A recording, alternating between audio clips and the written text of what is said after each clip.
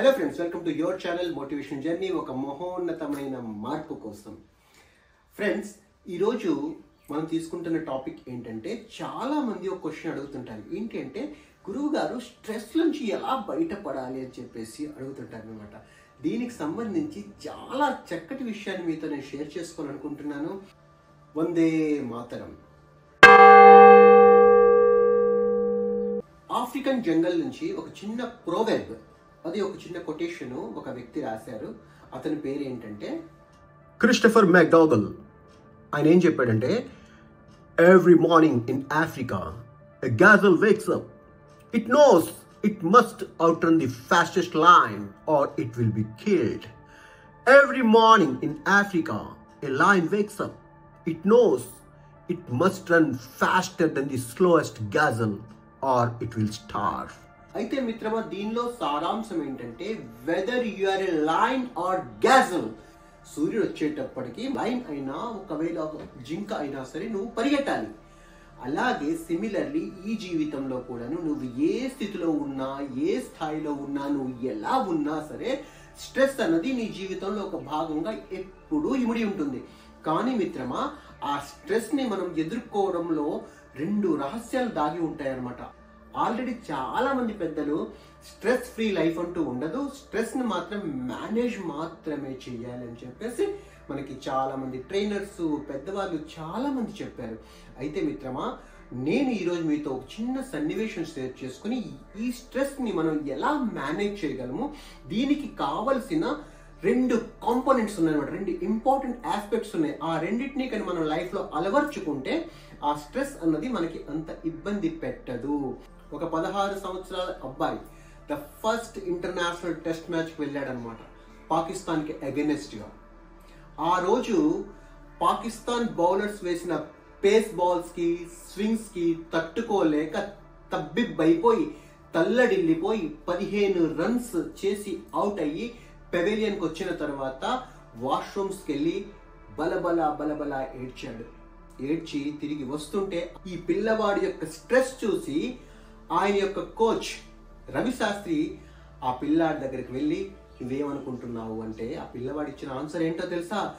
నేను ఇకపై international cricket ఆడను, నా వల్ల ఇంటర్నేషనల్ క్రికెట్ కాదు, ఈ స్ట్రెస్ నేను భరించలేనని చెప్పేసి ఆ పిల్లవాడు చెప్పాడు.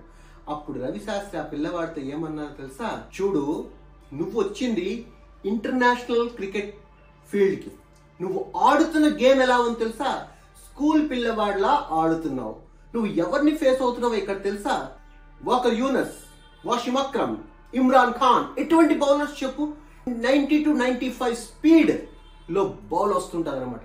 వాళ్ళను నువ్వు ఫేస్ చేయాలంటే, వాళ్ళ స్వింగ్స్ ని, వాళ్ళ పేస్ ని నువ్వు ఫేస్ చేయాలంటే నీకు ఎంత పేషెన్స్ ఉండాలి చెప్పు.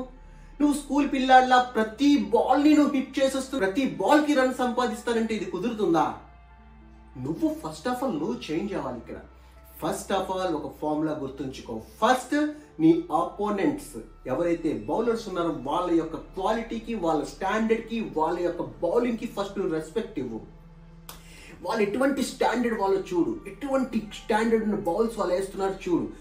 దానికోసం నువ్వు చేయవలసింది ఏంటంటే, ఒక 15 నుంచి 20 నిమిషాల పాటు నువ్వు ఫీల్డ్కి వెళ్ళిన తర్వాత ఒక్క రన్ కూడా ఆశించక కేవలం ఆ వాళ్ళు వేసే బౌల్ని ఎలా ఫేస్ చేయాలో నువ్వు చూడాలి. దాని నెక్స్ట్ ఒక అరగంట వరకు స్కోర్ బోర్డ్ వైపు కూడా నువ్వు చూడకూడదు.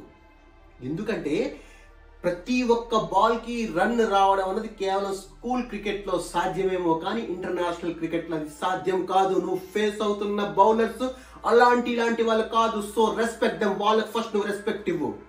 వాళ్ళని ఫేస్ చేయాలంటే నీకంటూ ఒక టాలెంట్ ఉండాలి, దాన్ని ముందు సమకూర్చుకొని చెప్పారనమాట.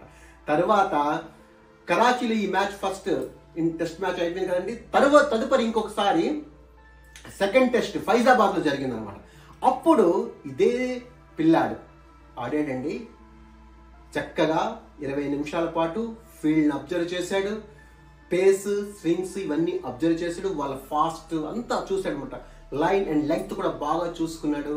ఆ పిల్లవాడు హాఫ్ సెంచరీ చేసి 59 రన్స్ తో ఆ రోజు అవుట్ అయ్యాడు. ఆ తరువాత నుంచి ఆయన క్రికెట్ లో వెనుదిరిగి కూడా చూడలేదు. ఈ రోజు ఆయన 200 టెస్టులు కంప్లీట్ చేసి దగ్గర 463 వన్డే ఇంటర్నేషనల్ కూడా ఆడాడు ఆయన. ఆ వ్యక్తి ఆ రోజు రవి శాస్త్రి చెప్పిన ఒక 2 ఫార్ములాస్ ఏంటది, ఉంటున్న సిచ్యువేషన్ రెస్పెక్టివ్ పేషెన్స్ తో ఉన్న సిచ్యువేషన్ నువ్వు హ్యాండిల్ చేయడం నేర్చుకో అని చెప్పిన ఈ 2 ఫార్ములాస్ ఆయనకి స్ట్రెస్ నుంచి బయటకు తీసుకొచ్చి ఈ రోజు గాడ్ ఆఫ్ క్రికెట్ అనబడుతున్న ఆ వ్యక్తి ఎవరంటే సచిన్ తెందుల్కర్. సో ఫ్రెండ్స్, మన జీవితంలో కూడా చాలా సిచ్యువేషన్స్ ఉంటాయి. ఈ రోజు చదువుతున్నాము, వెంటనే మనం కాంపిటేటివ్ ఎగ్జామ్స్కి వెళ్తున్నాం, నెక్స్ట్ అటెంప్ట్ లో మనం క్లియర్ చేసేయాలంటే కుదరదు.